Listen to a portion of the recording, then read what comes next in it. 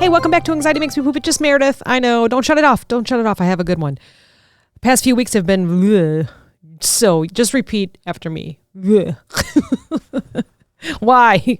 Why are they like that? Sometimes every single day. I don't want to take away from the fun times I've been having with family or friends though. It's just some daytime thing I do Monday through Friday or sometimes some other stress too. And you're just like, yikes. Anyways, I'm all in, but I'm burned out and I am mentally clocking out lately. Just absolutely disassociating from everything. So let's talk about it. I just want to talk about fellow overachievers, fixers, the idea machines that are around me. You know who you are, the ones who go all in on a project, all in your line of work, all in with the team, all in on yourself or on a solution, only to maybe realize you're basically the only one doing the work. This could be at work. This could be at home. This could be friendships. This could be anything. And if you know me by now, I usually just relate it to work because it's easiest. Then it's not anything personal. It's just something that I can share. And just like that, your brain goes from 200% all excited to get things done to like 0%. And you mentally check out. Have you ever had those days? Have you ever had those weeks? Have you ever had those months? Yeah, I'm in it right now.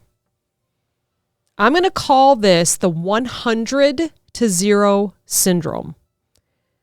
You give your all for maybe a year, maybe 2 years. You're coming up with solutions. You're trying new strategies. You're trying to keep everyone in track. You're trying to stay positive, but you just keep getting beat up and people are telling you things and people aren't listening and they're not following your plan or whatever the case may be. And if no one else is following through or willing to change, you disassociate, which is what I'm in right now. And I'm not saying that every single solution or everything that we offer is the right way. I'm just talking about the offering part, the positivity part, the all in on a project, the all in on your family, the all in on your friends, but you're not getting anything at all. And you're like, what the fuck? You know what I'm saying? So when you disassociate or when something like this comes up, when you get to that 0 on this 100 to 0 syndrome, you start to protect your energy. You start to survive. If that sounds familiar, keep listening. It won't be long. They're never long. Let's talk about the all-in era. We're going to start from the beginning here real quick. So you see a problem, you see a gap, you get excited and you think, I can totally fix this, right? How many of us have said that? I'm totally going to fix this. You spend maybe a day making plans, brainstorming, coming up with solutions, maybe even create a roadmap or a calendar or anything. And you're totally motivated. You're so excited to share what you want to share with family, friends, work, whatever it is. You're showing up early, you're caffeinated, you're smiling, you're ready to take on the world because you're like, you know what, this is going to work. And I'm going to sell it. I'm going to tell people how this is going to work, why this is going to work. And then you notice that everyone else is not really showing up. Or worse. I have had this before. They keep bringing up the same old complaints without offering solutions. That literally makes my stomach hurt right now saying that because it has happened so many times. And suddenly, your enthusiasm is met with blank stares, resistance, people that are angry at you. Why are you stepping on toes? Why are you going over my head? Why are you doing these things? You're not supposed to be doing this. Why are you even trying? Why are you helping?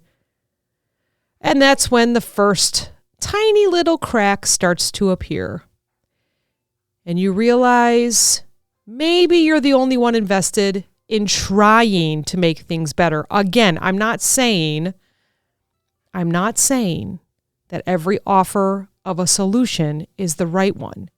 It's just an offer. You're just investing time. You're planning. You're motivated. You're trying. But you look around and no one else wants to try anything. They want to complain. Oh, Lord, do they want to complain and talk about the same thing over and over again? Those are the ones without solutions ever. They are fine sitting down talking about the same thing over and over and over again. Some things I've heard for years. Yikes. Okay, the emotional whiplash of all this, we'll call it. So we had the 100 to 0 syndrome. We had your motivated era. Now we have an emotional whiplash, we'll call it. It kind of comes in, it's like the slow, quiet slide from 100% effort to 0% engagement. So for me, I notice I start just being very frustrated. Every phone call that I get on, I'm frustrated. I just start saying things like and picking things up. And I finally had to decide that I'm not going to look at any of it. If no one else cares, I'm going to stop trying. Doesn't mean I didn't stop caring. I just have to focus on me, keeping me healthy. And I want you to do that too. If you're in this situation, stop offering solutions. Stop giving your energy. Stop spending long times trying, except for if it has to benefit you for a while. Okay? And again, this is not bitterness. This is not angry. This is not anything else but self-preservation. I was making myself sick, not sleeping. How come no one wants to try this? How come this? How come that? And again, I'm going to keep repeating this. Not all ideas are good ideas, but at least we're trying, right? When nothing changes, when the same problems keep coming up, when the same people get mad at the new ideas, your nervous system truly eventually says, cool, we're done here. It's emotional burnout at its finest. And the funny, not so funny part, when you finally stop pushing, you really feel relieved. Now, I've had some other stress already this week. It's Tuesday night? But I think if I had the other stress, today would have felt like that my week has been like a month already because I've had some other stuff. But because I am relieved and I have relieved myself, anxiety makes me poop. I know, I did it on purpose. Because I relieved myself on all the other stresses, my body's like, my brain is like, my soul is like, oh, this is peace. I didn't know I needed it. And I didn't know I was missing it. But this is peace. You end conversations. You stop trying. You stop giving solutions. Maybe you cut conversations short. You don't want to hear about it. Because no one wants to work with you. No one wants to have a conversation with you. Wherever you're at in life. Friends, family, work, wherever. But the reality is it does feel a little sad.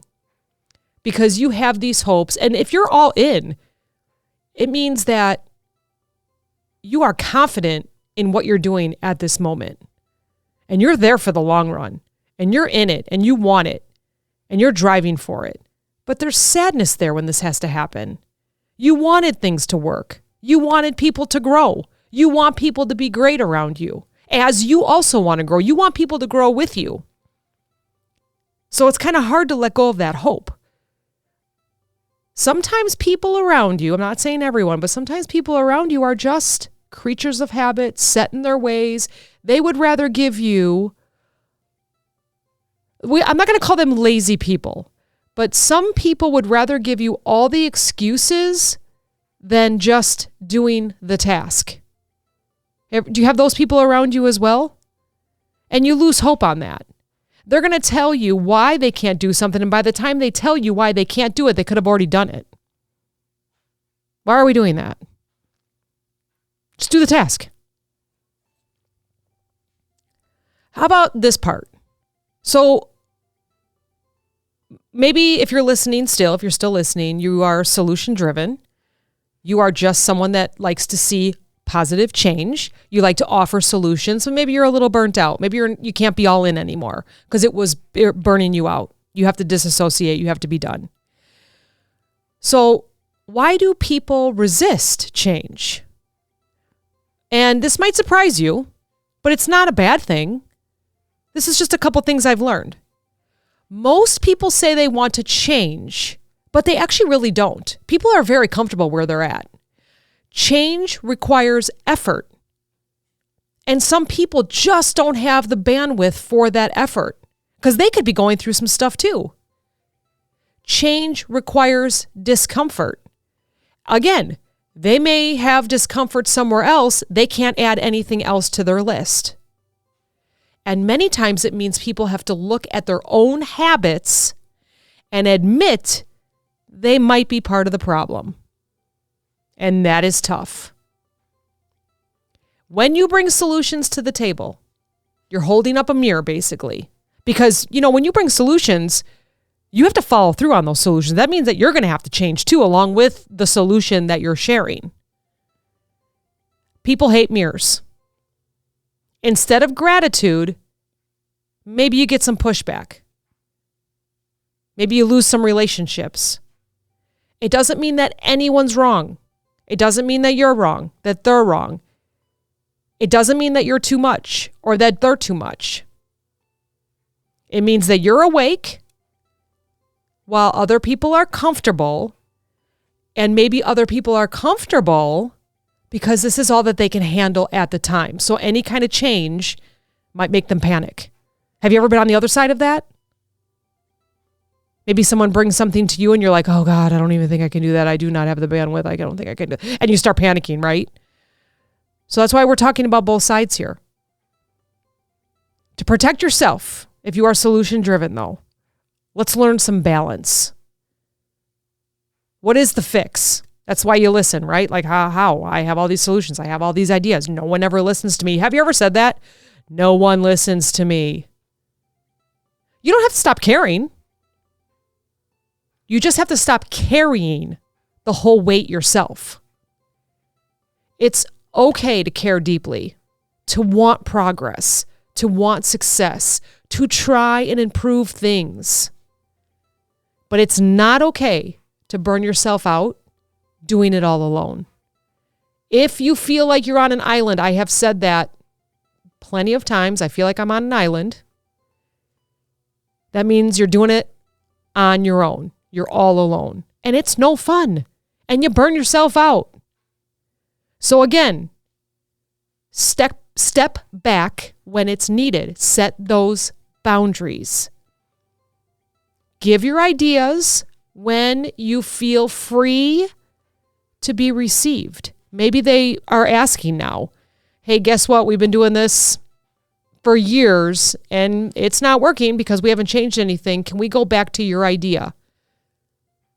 Be happy to share it. But protect your energy because chances are they still might not change. Protect yourself. Protect your energy. Because if you don't, you're probably going to run into exhaustion like I've been seeing. Sometimes letting things fail without your constant rescue is the healthiest move. Oh my goodness, if you're still listening, you probably hate that line because you are a kind and lovely person that probably doesn't want anyone to fail. You don't want anybody to fail, but you also can't keep rescuing everyone because you're burning yourself out. And again, it's not because you don't care, but because you finally care enough about yourself to preserve your peace. If you're someone who goes all in, you give 100%, 200%, 500%, and then you hit a wall, know this. You are not lazy. You are not inconsistent. You're passionate. You're smart enough to protect your peace, to protect your energy when no one else will. You're conserving your energy for the next time you're needed, maybe. If you're starting to feel chest pains, if you're having headaches, if you're clenching your jaws, if your body's aching, if you're falling asleep at, well, not because it's dark out, if you're falling asleep at 6 o'clock at night, but you're still not sleeping through the night, something's going on. You got to let it go. Give the effort that you know how to give, but do not give your nervous system away. I've done it for years. I hit that milestone birthday. If you listen, you know. So I'm telling you, I know. Give all the effort you can, but learn when to walk away. All right, I hope this helps. Thanks for joining me. I think next time Cass is going to be with me. I think I said that last time too. I'm so sorry. I love when she's here. We just have such an amazing time. All right, send me an email if you need it. anxietymakesmepoop@gmail.com. It's Cass and Meredith. Let us know if you want to hear anything. We're happy to talk about it. Maybe share this with your fellow overachievers that might be doing some soul searching. Maybe they just need that little boost.